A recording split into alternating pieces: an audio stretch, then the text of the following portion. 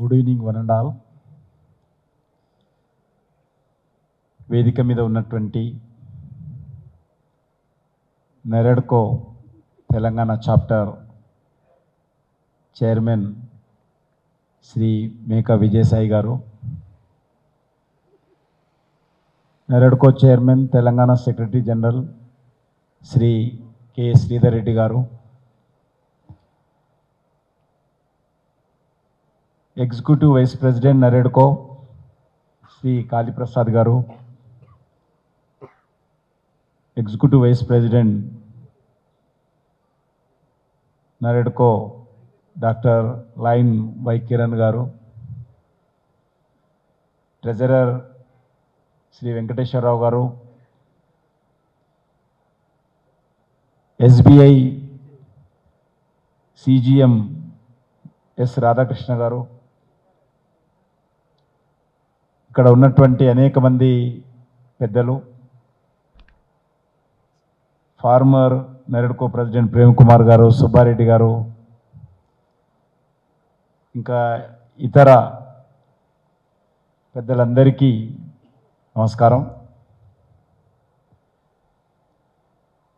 Media మిత్రులు కూడా ఉన్నారు. National real estate development council NAREDCO ఆధ్వర్యంలో Telangana property show 15th edition concluding సందర్భంగా మీ మధ్యలో ఉండడము చాలా సంతోషం. ఈరోజు మనకు సామెత ఉన్నది, పెళ్లి చేసి చూడు ఇల్లు కట్టి చూడు. కానీ ఇల్లు కట్టడం ఈజీ ఇప్పుడు, అంటే కట్టేవాళ్ళు వేరే ఉన్నారు, ఉండేవాళ్ళు వేరే ఉంటారు. అంతకుముందు ఇల్లు కట్టాలంటే చాలా ఇబ్బందిగా, ఎక్కడో గ్రానైట్ తీసుకొచ్చుకోవాలి, ఎక్కడి నుంచో సిమెంట్ తెచ్చుకోవాలి, లేబర్ రావాలి, దాని ఎక్స్పర్ట్ మేస్త్రి ఉండాలి, కొలతలు కొయ్యాలి. చాలా డబ్బులు ఉన్నప్పటికీ, ఆదాయం ఉన్నప్పటికీ కూడా ఇల్లు కట్టుకోవాలంటే ఒక పెద్ద సమస్య. ఇప్పుడు ఏం లేదు, ఈరోజు అడ్వాన్స్ ఇచ్చి నెక్స్ట్ వీక్ ఇంట్లో చేరిపోవచ్చు. ఇప్పుడు ఆ రకంగా ఒక అద్భుతంగా ఈరోజు ఈ యొక్క బిల్డర్స్ ద్వారా అద్భుతమైనటువంటి, ఎవరికి ఏ రకమైనటువంటిది అలా ఆదాయం ఆధారంగా middle class, upper middle class, higher class ఏదైనా కూడా ఈరోజు మనము ఆ రకమైనటువంటి క్వాలిటీతో, ఆ రకమైనటువంటి వసతులతో, ఆ రకమైనటువంటి హంగులతో కూడినటువంటి అద్భుతమైనటువంటి హౌసింగ్ సౌకర్యం ఈరోజు మనము మారినటువంటి నూతన ఆధునికమైనటువంటి టెక్నాలజీతో ఏర్పాటు చేసుకుంటున్నాం. ముఖ్యంగా మనకందరికీ తెలుసు, ఈరోజు ఈ యొక్క దేశంలో one of the major sector real estate sector. ముఖ్యంగా కేంద్ర ప్రభుత్వం కూడా మౌలిక వసతులకు అత్యంత ప్రాధాన్యత ఇస్తూ ఉన్నాం. మౌలిక వసతులు లేకుండా మనం రియల్ ఎస్టేట్ కట్టినా, మనం బిల్డింగ్ కట్టినా ఎవరు ఉండరు. కాబట్టి ఏ దేశమైనా ఆ దేశ అభివృద్ధికి కొలమానం పారామీటర్ ఏంటంటే రియల్ ఎస్టేటు కావచ్చు, లేకపోతే ఇండస్ట్రీ కావచ్చు, మ్యానుఫ్యాక్చరింగ్ సెక్టార్ కావచ్చు, అన్నిటికీ ఇన్ఫ్రాస్ట్రక్చర్ అనేటువంటిది, మౌలిక వసతుల డెవలప్మెంట్ అనేటువంటిది చాలా అవసరం. మన తెలంగాణ హైదరాబాద్ తీసుకున్నా, మీరు మన హైదరాబాద్ నుంచి మీరు బాంబేకి వెళ్ళాలన్నా, హైదరాబాద్ నుంచి మీరు నాగపూర్కి వెళ్ళాలన్నా, హైదరాబాద్ నుంచి విజయవాడకి వెళ్ళాలన్నా, హైదరాబాద్ నుంచి బెంగళూరుకి వెళ్ళాలన్నా, హైదరాబాద్ నుంచి తెలంగాణలో ఉన్నటువంటి ఏ జిల్లా హెడ్ క్వార్టర్కి వెళ్ళాలన్నా కూడా అద్భుతమైనటువంటి నేషనల్ హైవేస్ ఈరోజు మన దేశంలో వచ్చాయి. నాకు తెలిసినంత వరకు నేను 1994లో మొదటిసారి నేను అమెరికాకి వెళ్ళాను. వెళ్ళినప్పుడు ఆ రోజు అనుకున్నాను, అక్కడ రోడ్డు చూసిన తర్వాత మా దేశంలో ఎప్పుడైనా ఈ రకమైనటువంటి రోడ్లు వస్తాయా అని. కానీ ఈరోజు హైదరాబాద్ నుంచి Warangal national highway cement road వేయడం జరిగింది, సిమెంట్ ద్వారా. అద్భుతమైనటువంటి నేషనల్ హైవేస్ ఈరోజు మన దేశంలో రావడం జరిగింది. అంతేకాదు మరి రోడ్ వేస్ కానీ, ఎయిర్ వేస్ కానీ, లేక రైల్వేస్ కానీ, వాటర్ వేస్ కానీ ఈరోజు చాలా ప్రాధాన్యత భారత ప్రభుత్వం ఇస్తూ ఉంది. మోడీ గారి నాయకత్వంలో మరి ఎన్నడూ లేని విధంగా, ఎవరు ఊహించని విధంగా ఈ తక్కువ సమయంలో జాతీయ రహదారులు ఏ రకంగా డెవలప్మెంట్ అవుతున్నాయో మనకు తెలుసు. ఒక తెలంగాణలోనే 1,80,000 కోట్ల రూపాయలు, 1,80,000 కోట్ల రూపాయలు జాతీయ రహదారుల మీద 2015 తర్వాత మోడీ గారు ప్రధానమంత్రి అయిన తర్వాత జాతీయ రహదారుల మీద ఖర్చు పెడతా ఉన్నాం. స్వాతంత్రం వచ్చిన తర్వాత మోడీ గారు ప్రధానమంత్రి అయినంత వరకు ఎంత జాతీయ రహదారులు ఉండేనో అంతకు 60% అడిషనల్గా ఈరోజు మేము డబల్ కంటే ఎక్కువ జాతీయ రహదారుల నిర్మాణం పూర్తయింది. ఈరోజు గ్రీన్ ఫీల్డ్ మనం ఇక్కడ నుంచి విజయవాడకు కావచ్చు, నాగపూర్ కావచ్చు, గ్రీన్ ఫీల్డ్ రోడ్స్ కూడా మరి భూసేకరణలో ఉన్నాం. ఎంత తొందరగా భూసేకరణ పూర్తయితే అంత తొందరగా ఈ యొక్క గ్రీన్ ఫీల్డ్ రోడ్స్ కూడా మనం అద్భుతమైనటువంటి రోడ్స్ కూడా వేయబోతూ ఉన్నాం అన్న విషయాన్ని సందర్భంగా మనం చేస్తూ ఉన్నాం.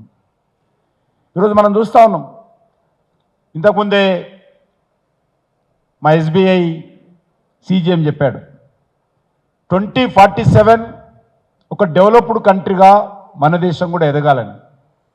ఎందుకంటే మనకు స్వాతంత్రం వచ్చి ఈరోజు 79 సంవత్సరాలు అవుతుంది. మా తెలంగాణలో ఒక సామెత ఉంది, గుడ్డెద్దు చేలో పడ్డట్టు అని. ఆ రకంగా మనం పరిపాలించుకుంటున్న మన దేశాన్ని. కానీ మన దేశము ఏ రోజు డెవలప్డ్ కంట్రీల సరసన నిలబడాలి అనేటువంటిది మనకు టార్గెట్ లేదు. ప్రధానమంత్రి గారు అన్నారు 2047లో ఎవరు ప్రైమ్ మినిస్టర్ ఉంటారని కాదు. ఎప్పుడైతే మనము దేశానికి 100 సంవత్సరాల స్వాతంత్ర పండుగ జరుపుకుంటామో 15 ఆగస్టు 2047లో రెడ్ ఫోర్ట్ నుంచి ఎవరు ప్రధానమంత్రిగా జాతీయ జెండా ఎగరేస్తారని కాదు, ఏ పార్టీ అధికారంలో ఉంటారని కాదు. కానీ మన దేశం ఆ రోజు డెవలప్డ్ కంట్రీగా ఎమర్జీ కావడం కోసం ప్రయత్నించాలి. ఇంకొక మాట అన్నారు, అవుతుందా కాదా అనేది మనం చేసే ప్రయత్నాల మీద ఉంటుంది. మనం లక్ష్యమే పెట్టుకోకుండా, మనం టార్గెటే పెట్టుకోకుండా, నేను ఈరోజు ముఖ్యమంత్రిగా ఉంటే సరిపోతుంది, నేను మంత్రిగా ఉంటే సరిపోతుంది, ప్రధానమంత్రిగా ఉంటే సరిపోతుంది, 5 సంవత్సరాల తర్వాత ఏమైనప్పుడు దేశము ఉన్నంత వరకు నేను బాగుంటే సరిపోతుంది, నా పార్టీ బాగుంటే సరిపోతుంది, నేను ఆఫీసర్గా ఉంటే బాగుంటే సరిపోతుంది, నేను కలెక్టర్గా ఉంటే సరిపోతుంది అనేటువంటిది ఉండకూడదు. ప్రతి ఒక్కరం కూడా ఈ దేశంలో ఉన్నటువంటి ఏ వృత్తిలో అయినా, ఏ ప్రొఫెషన్ అయినా, ఎవరైనా కూడా ప్రతి ఒక్కరం కూడా 2047 లక్ష్యంగా పెట్టుకొని మన దేశం డెవలప్డ్ కంట్రీగా ఎమర్జీ కావడం కోసము, అభివృద్ధి చెందిన దేశాల సరసన గర్వంగా తల ఎత్తుకొని నా భారతదేశం కూడా అభివృద్ధి చెందింది అని ఈ దేశంలో ఉన్నటువంటి అన్ని రకాలుగా విద్య, వైద్యలో, మౌలిక వసతుల్లో మేము కూడా ముందున్నామనేటువంటి విషయం చెప్పాలి అనేటువంటి లక్ష్యంతో ఈరోజు పనిచేయాలని చెప్పి ప్రధానమంత్రి గారు చెప్తా ఉంటారు. అందుకే ఈరోజు దానికోసం infrastructure activity, inclusivity, innovation, investments వీటన్నిటిని కూడా మనము 2047 లక్ష్యంగా పెట్టుకొని ముందుకెళ్లాల్సినటువంటి అవసరం ఉంది. మనకు తెలిసి ఈరోజు ఈ వర్తమాన సంవత్సరం అంటే 25-26 బడ్జెట్లో మేము క్యాపిటల్ ఎక్స్పెండిచర్ 11 లక్షల కోట్ల రూపాయలు కేటాయించాం. ఎందుకంటే ఇది జీడిపిలో ఆల్మోస్ట్ 3% పైన ఉంటుంది. దీని కారణంగా మనం ఇన్ఫ్రాస్ట్రక్చర్ యాక్టివిటీ డెవలప్మెంట్ చేయొచ్చు. మాకు నేషనల్ హైవేస్ నితిన్ గడ్కరీ గారు ఉన్నారు. బడ్జెట్లో మేము 1,00,000 రూపాయలు కేటాయిస్తే ఆయన ఇంకొక 7-8 లక్షల కోట్ల రూపాయలు అదనంగా రిసోర్స్ జనరేట్ చేస్తారు. ఆ రకంగా ప్రధానమంత్రి గారు ఈరోజు ప్రతి ఒక్క మినిస్ట్రీకి ఇన్ఫ్రాస్ట్రక్చర్ విషయంలో అనేక రకాలుగా ముందుకు తీసుకెళ్లేటువంటి ప్రయత్నం జరుగుతూ ఉంది. ఈరోజు ఎకనామిక్ యాక్టివిటీ ఇంప్రూవ్ అయింది దేశంలో. అంతేకాకుండా ఆర్థిక వృద్ధి పెరిగింది. ఉద్యోగాలు కానీ లేక ఎంప్లాయ్మెంట్ జనరేషన్ కానీ మెరుగైనటువంటి పరిస్థితి ఉన్నది. మనం ఈరోజు 4th లార్జెస్ట్ ఎకానమీగా ప్రపంచంలో మనం ఎమర్జ్ అయ్యాము. ఏదైతే మన దేశాన్ని బ్రిటన్ పరిపాలించింది, వారు పరిపాలించినటువంటి ఏమనే వాళ్ళు చాలా నీచంగా మనలను ఏ రకంగా చూసామో చరిత్రలో మనం చూసాము. భారతీయులు అంటే చాలా అవమానంగా చూసేటువంటి వాళ్ళు.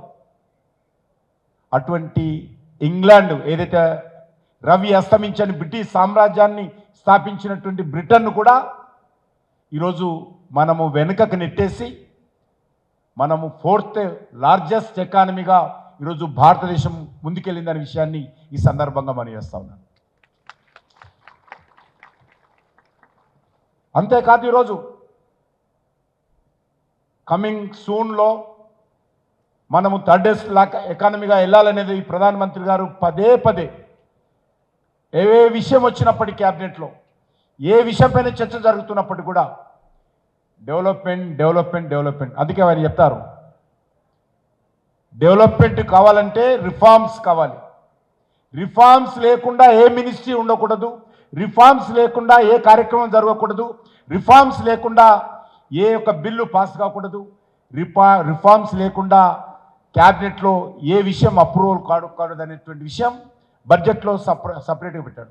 మేము బడ్జెట్కు ఏదైనా లేక ఏదైనా బిల్లు కానీ ఏదైనా క్యాబినెట్లో ఏదైనా అప్రూవల్ చేసుకోవాలంటే అందులో తప్పకుండా ఒక కాలం ఉంటుంది. వాట్ ఈస్ ది రిఫార్మ్స్, ఈ యొక్క క్యాబినెట్కి వస్తున్నటువంటి ఈ యొక్క అంశం పైన ఏ రిఫార్మ్స్ మీరు చెప్తున్నారో చెప్పాల్సి ఉంటుంది. రిఫార్మ్స్ లేకుండా, రిఫార్మ్స్ అంశం లేకుండా బడ్జెట్కు ఏ యొక్క మరి ఐటెం రాదనే విషయాన్ని ఈ సందర్భంగా మనం చేస్తున్నాం. అందుకే ఆయన చెప్పాడు రిఫార్మ్స్, పర్ఫార్మ్, ట్రాన్స్ఫార్మ్ అనేటువంటి కాన్సెప్ట్ తోటి ఈరోజు మన దేశంలో మనం ముందుకెళ్తా ఉన్న విషయాన్ని ఈ సందర్భంగా మనం చేస్తున్నాం.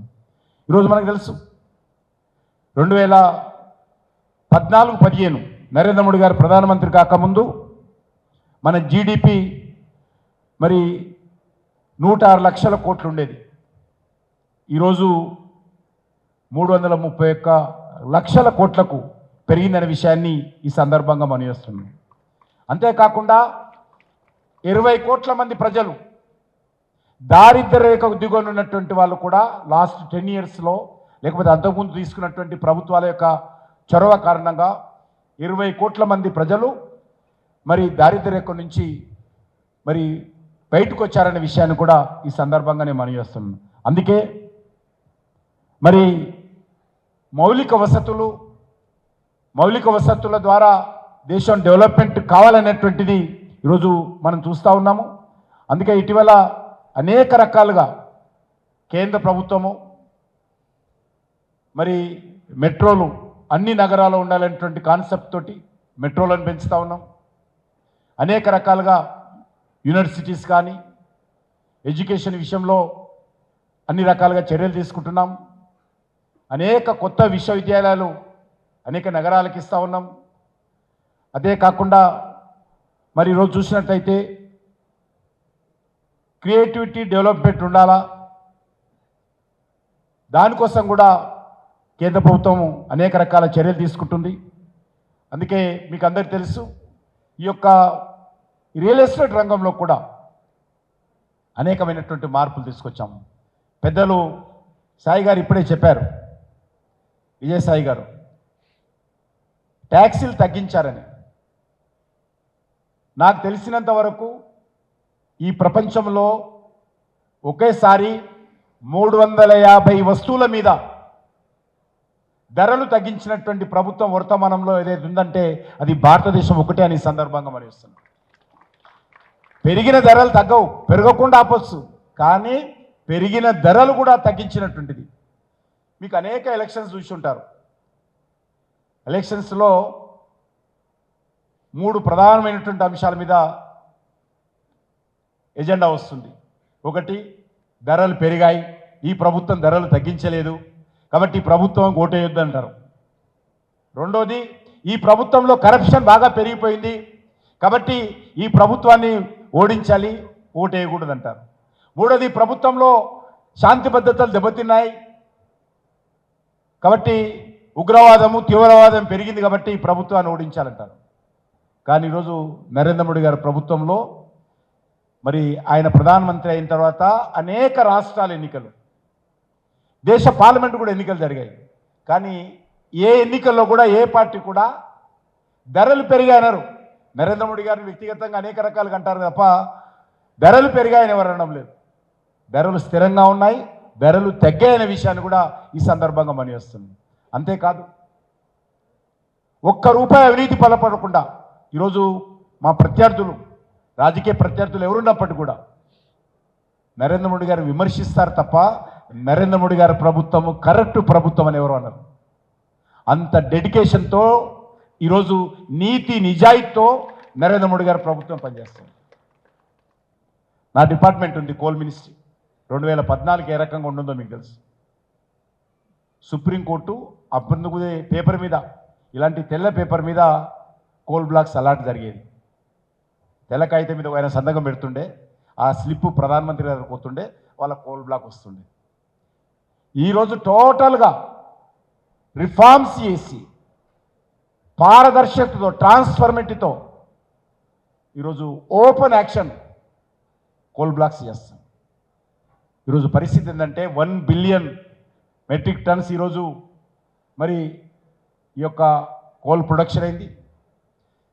ఒక్క చిన్న కోల్, 1 కేజీ విషయంలో కూడా పొరపాటు జరగకుండా చట్టంలో అనేక మార్పులు చేసి ఈరోజు ఈ యొక్క మైనింగ్ మినిస్ట్రీ, కోల్ మినిస్ట్రీ పనిచేస్తాం. ఎందుకంటే ఈరోజు కోలు లేకపోతే దేశం ముందుకెళ్ళదు. 74% ఆఫ్ పవర్ ఈ రోజు వరకు కూడా మన దేశంలో కోలు ద్వారా వస్తాం. పవర్ లేకపోతే మీ చేతిలో ఉన్నటువంటి సెల్ ఫోన్ ఛార్జ్ కాదు, మీ అపార్ట్మెంట్ కట్టేటువంటి బిల్డింగ్లో కరెంట్ ఉండదు, లిఫ్ట్ పనిచేయదు. కాబట్టి కోల్ లేకపోతే స్టీల్ తయారు కాదు. మా మైనింగ్ మినిస్ట్రీ లేకపోతే ఐరన్ ఓర్ రాదు. ఐరన్ ఓర్ ఉంటే స్టీల్ వస్తుంది, లైమ్ స్టోన్ ఉంటుంది, సిమెంట్ వస్తుంది మా మినిస్ట్రీ ద్వారా. కోల్ ఉంటే పవర్ వస్తుంది. కాబట్టి రియల్ ఎస్టేట్ కూడా మా కోల్ అండ్ మైన్ మినిస్ట్రీ కూడా కొద్దిగా గొప్ప మేము కూడా కాంట్రిబ్యూట్ చేస్తున్నాం అన్న విషయాన్ని ఈ సందర్భంగా మనం చేస్తా ఉన్నాం. అంతేకాకుండా రియల్ ఎస్టేట్ రంగానికి సంబంధించినటువంటి RERA act, real estate regulation and development act ఏదైతే తీసుకురావడం జరిగిందో అది అందరికీ ఉపయోగపడిందనే విషయాన్ని ఈ సందర్భంగా మనం చేస్తా ఉన్నాం. ఒక మైల్ రాయిగా రియల్ ఎస్టేట్ సెక్టార్లో రేరా యాక్ట్ ఒక మైల్ స్టోన్గా నిలబడబోతోందన్న విషయాన్ని, ఎవరికి ఇబ్బంది లేకుండా అందరికీ లాభం జరిగే విధంగా, ఇంటి కొనేవారికి భద్రత, అదేవిధంగా రియల్ ఎస్టేట్ రంగంలో కూడా ట్రాన్స్ఫర్మేటివ్, పారదర్శక కూడా ఈ యొక్క సెక్టార్ ద్వారా రాబోతున్న విషయాన్ని ఈ సందర్భంగా మనం చేస్తున్నాను. నాకు తెలిసినంత వరకు తెలంగాణ రాష్ట్రంలో కూడా 10,000 ప్రాజెక్టులు ఈ యొక్క రేరా కింద 4,000 మంది ఏజెంట్లు రిజిస్టర్ జరిగినాయి. ఈ లేటెస్ట్ వచ్చిందనే విషయాన్ని సందర్భంగా మనం చేస్తున్నాం. అంతేకాకుండా ఈరోజు మరి మిడిల్ క్లాస్కి సంబంధించి ఇల్లు కట్టుకోవాలన్నా కొంత వాళ్ళ మీద కూడా పన్నులు తగ్గించాలనే విషయం శ్రీధర్ రెడ్డి గారు చాలా చెప్పారు. 12,50,000 వరకు ఇన్కమ్ ట్యాక్స్, 2 లక్షలు, 3 లక్షలు, 4 లక్షలు అనుకున్నాం మనం. కానీ ఈరోజు కేంద్ర ప్రభుత్వం నేరుగా 12 లక్షల వరకు మిడిల్ క్లాసు ఎంప్లాయీస్కు చాలా ఉపయోగపడే విధంగా ఇన్కమ్ ట్యాక్స్ జీరో చేయడం జరిగింది. 12,50,000 వరకు. ఆ రకంగా అనేక విషయాలు ఈరోజు జిఎస్పి స్లాబ్ తగ్గించాం. అదేవిధంగా ఆ జిఎస్టి స్లాబ్ తగ్గించడంతో మన యొక్క రియల్ ఎస్టేట్ సెక్టార్ కూడా చాలా లాభపడ్డది. దీని ద్వారా ఏదైతే మీకు జిఎస్టీ 2.0లో మీకు ఏదైతే బెనిఫిట్స్ వస్తూ ఉన్నాయో ఆ బెనిఫిట్స్ అన్నీ కూడా మేము మీ అందరినీ కోరేది ఒకటే, అది కస్టమర్కు మీరు ట్రాన్స్ఫర్ చేయాల్సిందే నేను కోరుతా ఉన్నాను. ఎందుకంటే ఈరోజు సిమెంట్ కానీ, రెడీమిక్స్ కానీ, కాంక్రీట్ కానీ 28% నుంచి 18% తీసుకురావడం జరిగింది. గ్రానైటు, ఇటుక, టైల్సు, ఇసుక లాంటివి కూడా 18% ఉండేది, దాన్ని 5% తీసుకురావడం జరిగింది. అదేవిధంగా బిల్డింగ్లో పెయింట్స్ కావచ్చు, వార్నిష్ కావచ్చు, అది కూడా 28% ఉండేది, అది కూడా 18% తీసుకురావడం జరిగింది. అనేక రకాల ప్యాకింగ్ కానీ, టాయిలెట్స్ కానీ, బ్యాంబో ఫ్లోరింగ్ కానీ, వీటన్నిటిని కూడా 5%, 12 నుంచి 5% తీసుకొచ్చాం. మనకు తెలుసు డిష్ వాషర్స్ కావచ్చు, టీవీలు కావచ్చు, ఎయిర్ కండిషన్స్ కావచ్చు, ఏసీ మిషన్లు కావచ్చు, ఇటువంటివి కూడా మరి 28 నుంచి 18% తీసుకొచ్చాం. వీటన్నిటి కారణంగా కూడా మరి బిల్డర్స్కు ఎక్స్పెండిచర్ కొద్దిగా తగ్గుతుంది, కొంత ఉపయోగపడాలి. Middle class, lower middle class, upper middle class సంబంధించినటువంటి వాళ్ళకు దీని ద్వారా మేలు జరగాలనేటువంటిదే మరి నరేంద్ర మోడీ గారి ప్రభుత్వం యొక్క ఆలోచన అనే విషయాన్ని ఈ సందర్భంగా మనవి చేస్తూ, ముఖ్యంగా రియల్ ఎస్టేట్ ఒక కీలకమైనటువంటి విభాగం ఈ దేశ అభివృద్ధిలో. అది కూడా చాలా అద్భుతంగా ఈ దేశంలో మరి అభివృద్ధి చెందుతూ ఉంది. మనం హైదరాబాద్ చూసినా, బెంగళూరు చూసినా, ముంబై చూసినా, చెన్నై చూసినా, లేక నోయిడా చూసినా, ఇవన్నీ ఈ మధ్యలో నేను లక్నోకి వెళ్ళాను. లక్నో అంటే మాకు ఒక రకమైన అభిప్రాయం ఉండేది మొదటి నుంచి కూడా, కానీ ఈరోజు లక్నోలో కూడా అద్భుతమైనటువంటి రియల్ ఎస్టేట్ యాక్టివిటీ జరుగుతూ ఉంది. కాబట్టి నేను యూపీ ముఖ్యమంత్రి గారిని అడిగాను, మీ హైదరాబాద్కు మా నోయిడా పోటీ చేయబోతున్నాం అన్నాను. ఆ రకంగా నోయిడాలో కూడా రియల్ ఎస్టేట్ యాక్టివిటీ అద్భుతంగా ముందుకెళ్తా ఉంది. కాబట్టి దీన్ని కూడా మనం దృష్టిలో పెట్టుకొని రియల్ ఎస్టేట్ రంగాన్ని మరింత ముందుకు తీసుకెళ్లేటువంటి ప్రయత్నం చేయాల్సిన అవసరం ఉంది. ఈరోజు భారతదేశము ఈ రియల్ ఎస్టేట్ ఇన్వెస్ట్మెంట్స్కు, రియల్ ఎస్టేట్ పెట్టుబడికి మరి వరల్డ్లో ఎక్కడైనా ఏదైనా స్టాప్ ఉంది అంటే అది భారతదేశం అని మనం చేస్తున్నాం.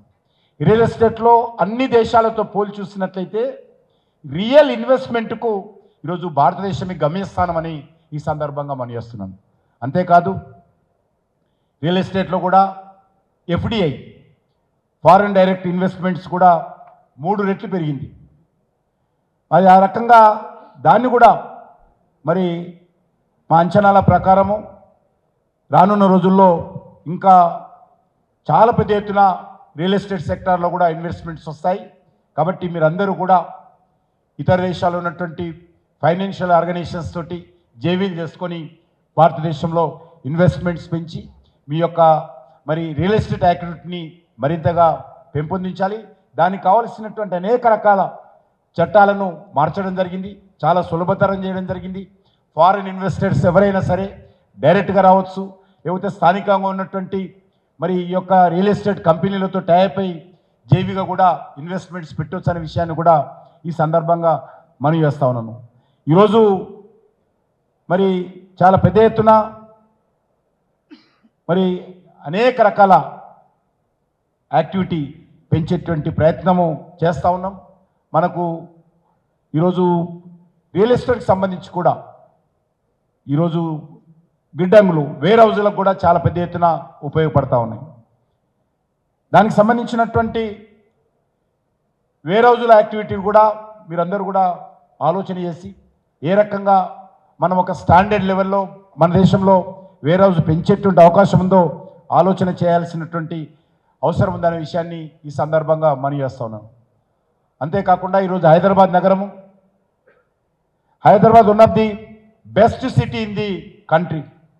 ఈరోజు మన దగ్గర హైదరాబాదు డిఫెన్స్లో చాలా విషయాలు మీకు తెలియక మేము కూడా చెప్పను. డిఫెన్స్లో ఏదైనా మరి హెడ్ క్వార్టర్ ఉందంటే రీసెర్చ్ కానీ మ్యానుఫ్యాక్చరింగ్ కానీ మన హైదరాబాద్ అనే విషయాన్ని ఈ సందర్భంగా మనం చూస్తున్నాం. ఇప్పుడు మోడీ గారు ఒక దగ్గర ఉండకూడదనే ఉద్దేశంతో అక్కడక్కడ కొంత డిస్ట్రిబ్యూట్ చేస్తూ ఉన్నాం. ఒక దగ్గర ఎప్పుడైనా ప్రమాదం కాబట్టి అనేక రాష్ట్రాల్లో కూడా. కానీ ఇప్పటి వరకు Hyderabad only destination defence research కానీ, డిఫెన్స్ సంబంధించినటువంటి ప్రొడక్షన్ కానీ. కాబట్టి హైదరాబాద్ ఆ రకంగా డిఫెన్స్ కేంద్రంగా ఉంది. ఈరోజు మెడికల్ సెక్టార్లో కూడా అద్భుతమైనటువంటి హాస్పిటల్స్ వచ్చాయి. నేను ఎక్కడ ఇతర రాష్ట్రాల ముఖ్యమంత్రులు కలిసినప్పుడు మన హైదరాబాద్లో ఉన్నటువంటి హాస్పిటల్స్ గురించి మాట్లాడతాను.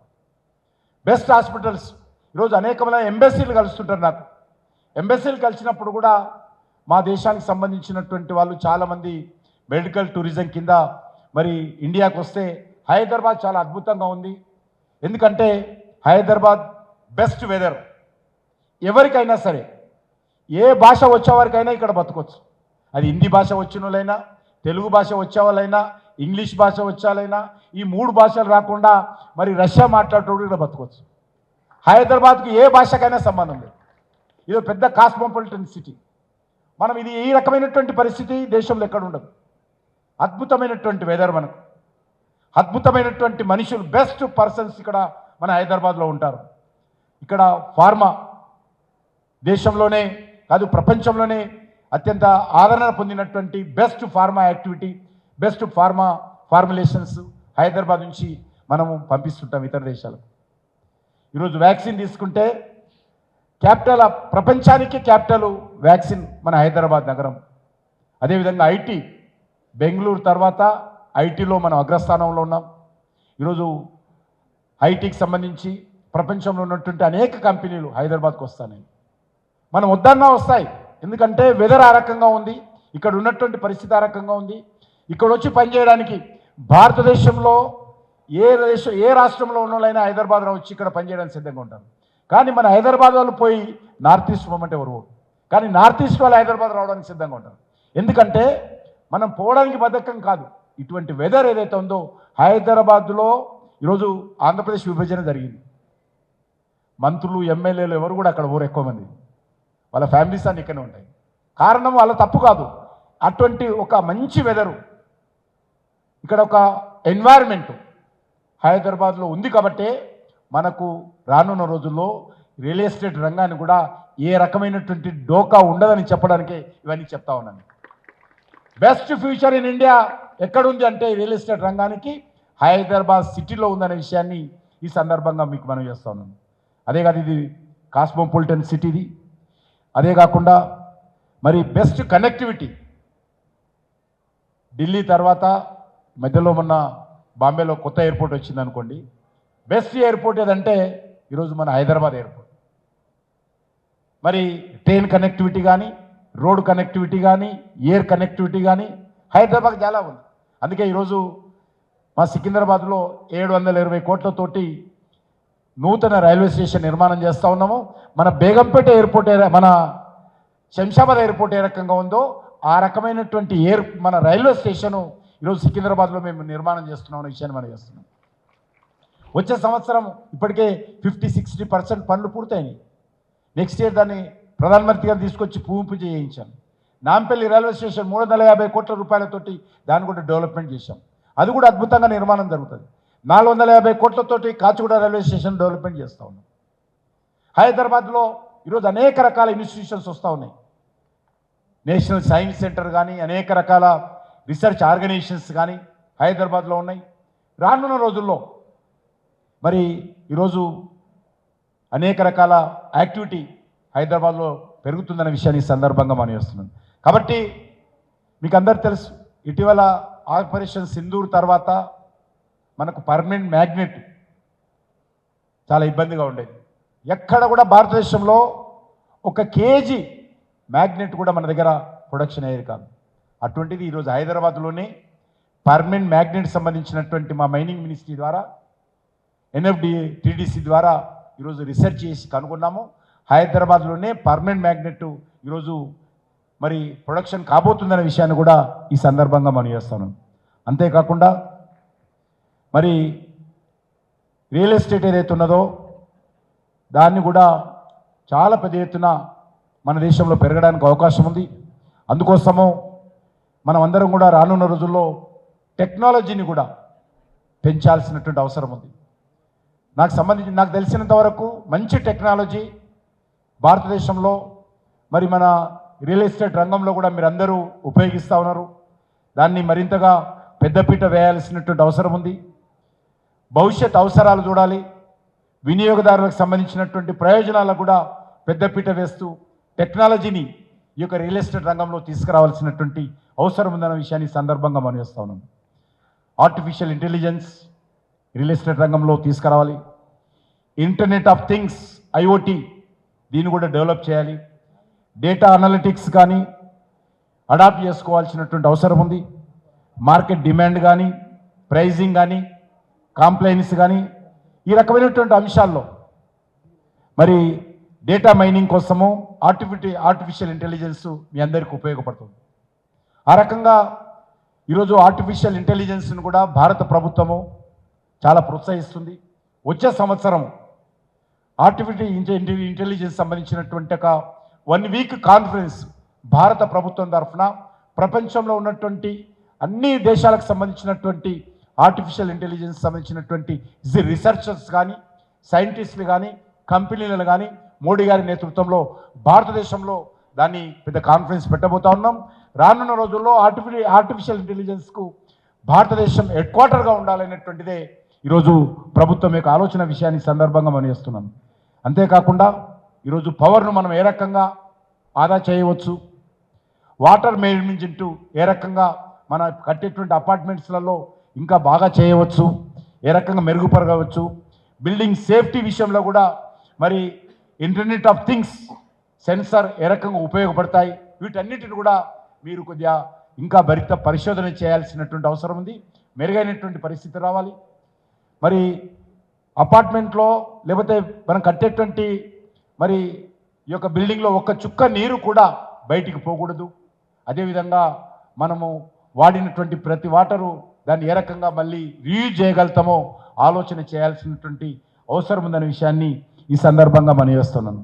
అంతేకాకుండా ఆర్టిఫిషియల్ ఇంటెలిజెన్స్ సంబంధించినటువంటి డ్రివెన్ మెయింటెనెన్స్, మానిటరింగు, దీని ద్వారా మీకే కాదు మీరు కట్టుకొని వెళ్ళిపోతారు తర్వాత, కానీ ఆ నుండే వాళ్ళకు కూడా ఎక్స్పెండిచర్ తగ్గుతుంది. కాబట్టి ఆ విషయాన్ని దృష్టిలో పెట్టుకొని వినియోగదారులకు ఉపయోగపడే విధంగా మెయింటెనెన్స్ ఏ రకంగా తగ్గించవచ్చో, ఏ రకంగా వాటరు ఎలక్ట్రిసిటీ ఏ రకంగా తగ్గించవచ్చో ఎక్స్పెండిచరు, దాన్ని కూడా రెగ్యులర్గా మనము ఆలోచన చేయాల్సిన అవసరం ఉంది. దానికోసం ఎఫిషియన్సీ, సేఫ్టీ, సస్టైనబిలిటీ, ఇది ఈ న్యూ టెక్నాలజీ దీనికి సంబంధించి మనం తప్పకుండా అడాప్ట్ చేసుకోవాల్సిన అవసరం ఉంది. ఎందుకంటే మీరు ఒక ఇల్లు కిందని ఆలోచన చేయొద్దు, ఇది ఒక పెద్ద సెక్టారు, ఒక ఇంపార్టెంట్ సెక్టార్ ఇది. ఈ సెక్టార్లో పెద్ద ఎత్తున ఇన్వెస్ట్మెంట్స్ వస్తూ ఉన్నాయి. ప్రతి వ్యక్తి, ప్రతి కుటుంబం కూడా మరి సొంత ఇల్లు కావాలని కలలు కంటున్నటువంటి ఈ నేపథ్యంలో మీరు ఈ యొక్క సెక్టార్ను మేము ఎంత ఎలక్ట్రిసిటీ వాడతామని కాకుండా, ఈరోజు మనం ఇక్కడ సింగపూర్లో ఏ రకంగా ఉంటుందో సాయంకాలం బయటికి వెళ్ళిన తర్వాత మన ఆ రకంగా ఉంటుంది. కాబట్టి కట్టేటువంటి అన్ని బిల్డింగ్లలో కూడా ఎంత పవర్ యూజ్ అవుతుంది, ఏ రకంగా పవర్ మనం సేవ్ చేయవచ్చు, ఎంత వాటర్ యూజ్ అవుతుంది, ఏ రకంగా వాటర్ సేవ్ చేయొచ్చు, సేఫ్టీ మేనేజ్మెంట్స్ ఏ రకంగా ఉండొచ్చు, అన్ని రకాల సేఫ్టీ ఏ రకంగా ఇంప్రూవ్ చేయొచ్చో రెగ్యులర్గా దీని మీద మరి నెరడుకో లాంటి సంస్థలు దీని మీద మరి పరిశోధన చేసేటువంటి ఆర్గనైజేషన్స్ను ప్రోత్సహించాల్సిందిగా నేను ఈ సందర్భంగా మౌనిస్తా ఉన్నాను. అంతేకాకుండా కొత్త కాన్సెప్ట్ హౌజు, ఆఫీసులు, కమర్షియల్ కాంప్లెక్స్ అన్నీ ఒక చోటనే ఉండాలనేటువంటిది. దీని కారణంగా ట్రాఫిక్ తగ్గుతుంది రోడ్లో, దీని కారణంగా టైం మేనేజ్మెంట్ చేయొచ్చు.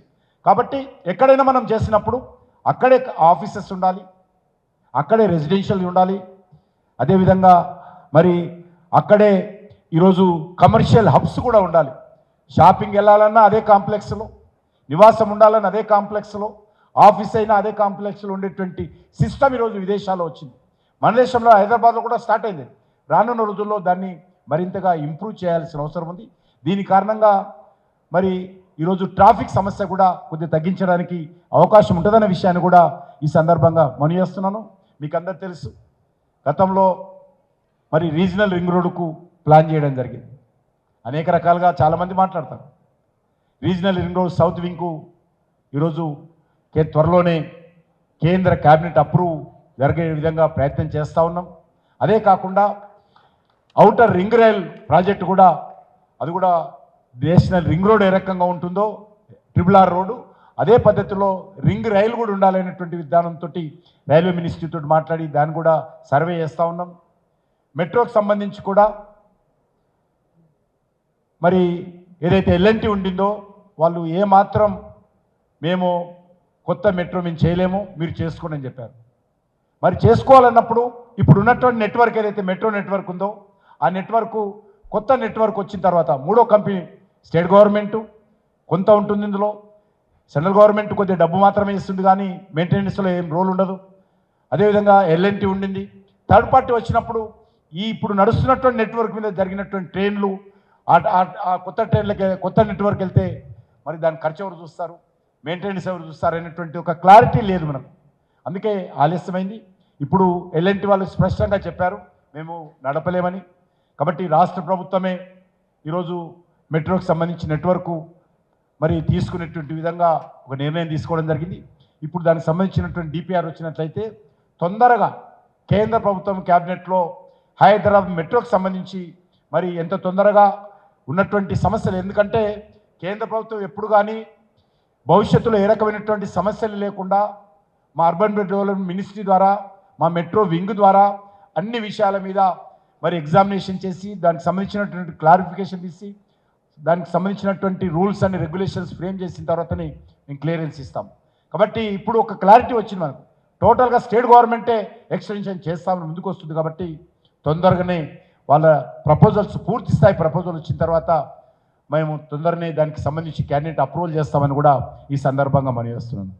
అంతేకాకుండా మరొక విషయం, మనం చేయాల్సినటువంటి పనులలో ఈరోజు పెద్ద ఎత్తున కార్మికులు చాలా పెద్ద ఎత్తున పనిచేస్తారు. కాబట్టి వాళ్ళ విషయంలో కూడా మనము వాళ్ళకి సంబంధించినటువంటి కుటుంబాలకు సంబంధించినటువంటి హెల్త్ విషయంలో కావచ్చు, ఎడ్యుకేషన్ విషయంలో కావచ్చు మనం కొన్ని చర్యలు తీసుకోవాలి. ఎందుకంటే ఎక్కడో ఒక దగ్గర వాళ్ళు స్థిరంగా ఉండరు. ఇక్కడ నుంచి ఈ క్యాంపు నుంచి ఇంకో క్యాంపుకి, ఇంకో క్యాంపు నుంచి ఇంకో క్యాంపు వెళ్తారు. వాళ్ళు లేకపోతే మన యాక్టివిటీ నడవదు. వాళ్ళే మనకు ప్రధానమైనటువంటి ఇన్వెస్ట్మెంట్స్ ఉన్నంత మాత్రాన కాదు, ప్రధానమైనటువంటి కీలక పాత్ర పోషించేది కార్మికులు. కాబట్టి కార్మికుల పిల్లలకు సంబంధించినటువంటి విద్య, కార్మికుల పిల్లలకు సంబంధించినటువంటి వైద్యం విషయంలో మీరందరూ కూర్చొని ఒక సమగ్రమైనటువంటి కార్యాచరణ ప్రణాళిక రూపొందించి రాష్ట్ర ప్రభుత్వంతో ఏ సహకారం ఉండాలి, కేంద్ర ప్రభుత్వంతో ఏ సహకారం ఉండాలి, మీరు ఏ రకంగా వాళ్ళకి వెల్ఫేర్ యాక్టివిటీలో చూస్తారనే విషయంలో కూడా దృష్టిని కేంద్రీకరించి మరి ఆ యొక్క కార్మికులకు కూడా, ఎందుకంటే చాలా పెద్ద నెంబరు కోట్లలో ఉంటుంది కాబట్టి వాళ్ళ విషయంలో కూడా మనం ఆలోచన చేయాలి. వాళ్ళ కుటుంబాలు వదిలిపెట్టి, వాళ్ళ యొక్క తల్లిదండ్రులను వదిలిపెట్టి, వాళ్ళ గ్రామాలను వదిలిపెట్టి మన యాక్టివిటీ కోసం వాళ్ళు మన క్యాంపులలో ఉంటారు. కాబట్టి వాళ్ళ విషయం కూడా మనం రెగ్యులర్గా ఆలోచన చేయాల్సినటువంటి అవసరం ఉందనే విషయాన్ని కూడా, ఎందుకంటే వాళ్ళు బాగుంటేనే మన ఇండస్ట్రీ పురోగతి ఉంటుంది.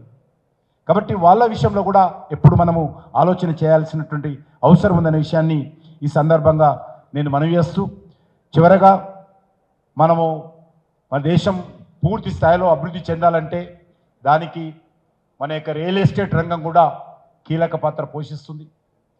కాబట్టి ఆ రకంగా మరి రానున్న రోజుల్లో ఎక్కడ మనం అపార్ట్మెంట్స్ కట్టినప్పుడు కూడా వచ్చేటువంటి ఒక 50 సంవత్సరాలకు 100 సంవత్సరాలకు రోడ్లు ఎంత ఉండాలి, ఏ రకమైనటువంటి ఇన్ఫ్రాస్ట్రక్చర్ ఉండాలి కూడా ఆలోచించాలి. గతంలో మనము హైదరాబాద్లో పాత రోడ్లు తీసుకుంటే ఎంత వెడల్పుగా ఉంటాయో మనం చూడవచ్చు. కానీ ఇటీవల మనం డెవలప్మెంట్ చేసినటువంటి అనేక కాలనీలు, అనేకమైనటువంటి కొత్త బస్తీలు, కొత్త ఏరియాస్ చాలా మరి ఇబ్బందిగా ఉంది. కాబట్టి ఈ విషయం ఆలోచన చేయాల్సిన అవసరం ఉంది. దానికి మనము ఢిల్లీ తీసుకోవచ్చు. న్యూఢిల్లీలో అద్భుతంగా రోడ్లు ఉంటాయి, అవి కూడా ఇప్పుడు సరిపోవడం లేదు, ఫ్లైఓవర్ కట్టాల్సిన పరిస్థితి వచ్చిందంతటా. కాబట్టి ఇన్ఫ్రాస్ట్రక్చర్ చేస్తున్నప్పుడు, నిర్మాణం చేస్తున్నప్పుడు మీరు ఖచ్చితంగా ఏ ప్రభుత్వం ఉన్నా, ఏ అధికారి ఉన్నా స్పష్టంగా మీ యొక్క డిమాండ్స్ వాళ్ళ ముందు పెట్టి భవిష్యత్ తరాల కోసము, భవిష్యత్తులో ట్రాఫిక్ సమస్య పరిష్కారం కోసం కూడా మీ తరఫున కూడా, మీ అసోసియేషన్ తరఫున కూడా మీరు రాష్ట్ర ప్రభుత్వాలకు, జిహెచ్ఎంసీకి, మున్సిపాలిటీకి స్పష్టంగా మన యొక్క డిమాండ్స్ పెట్టి ఆ రకంగా ఈ యొక్క కొత్త కాలనీస్ డెవలప్మెంట్లో దృష్టి కేంద్రీకరించాల్సిన అవసరం ఉంది. ఎందుకంటే మనము దేశ హితం కోరేటువంటి వాళ్ళము, దేశ ప్రగతి కోరేటువంటి వాళ్ళము, భవిష్యత్ తరాల బాగుండాలని కోరుకునేటువంటి వాళ్ళందరం. కాబట్టి మనము భారతీయులం కాబట్టి ఆ రకంగా ఆలోచన చేయాల్సినటువంటి విషయము ఈ సందర్భంగా మనిస్తున్నాను. మీరు ఒక ఇళ్ల నిర్మాణం మాత్రమే కాదు, మీరు సమాజ నిర్మాణం చేస్తూ ఉన్నారు. మీ దగ్గర పనిచేస్తున్నటువంటి అనేక లక్షలాది మందికి ఉపాధి అవకాశాలు కల్పిస్తున్నారు. అనేక మంది కొనుగోలుదారు మీ ప్లాట్స్ ఎవరైతే కొంటారో, ఎవరైతే కష్టపడుతున్నారో వాళ్ళ ప్రయోజనాల కోసం కూడా మీరు అనేక రకాల సౌకర్యాలు తీసుకుంటున్నారు. కాబట్టి తద్వారా భారతదేశం రానున్న రోజుల్లో అర్బనైజ్డ్ కాబోతా ఉంది. మన తెలంగాణలో ఇప్పటికే 30% మించి ఒక హైదరాబాద్లో నివాసం ఉంటాం. ఆ రోజు 50%, మోర్ దెన్ 50% పాపులేషన్ ఈరోజు తెలంగాణలో అర్బన్స్లో ఉంటారు. రానున్న రోజుల్లో చాలా పెద్ద ఎత్తున అది 70% పెరిగేటువంటి అవకాశం కూడా ఉంది. కాబట్టి అర్బన్స్ అనేటువంటివి అద్భుతంగా ఉండాలి. ఎన్వైర్న్మెంట్ దృష్టిలో కానీ, ట్రాఫిక్ దృష్టికోణంలో కానీ, స్వచ్ఛ భారత్ విషయంలో కానీ, మరి సేఫ్టీ విషయంలో కానీ, సెక్యూరిటీ విషయంలో కానీ, మన యొక్క కస్టమర్స్ ప్రయోజనాల విషయంలో కానీ మనము మరి ముందుండాల్సినటువంటి అవసరం ఉందనే విషయాన్ని ఈ సందర్భంగా మనవి చేస్తూ, మరి తప్పకుండా 2047లో ఏదైతే డెవలప్డ్ కంట్రీగా, వికసిత్ భారత్గా, అభివృద్ధి చెందిన భారత్గా మరి ఏవైతే మనం అనుకుంటున్నామో దానికి తప్పకుండా ఈ యొక్క రియల్ ఎస్టేట్ సెక్టార్ కూడా కీలక పాత్ర పోషించాలని కోరుకుంటూ, మీరందరూ మరొకసారి అడ్వాన్స్గా మీ అందరికీ పేరు పేరున దీపావళి శుభాకాంక్షలు తెలియజేస్తూ సెలవు తీసుకుంటున్నాను. భారత్ మాతాకి జై.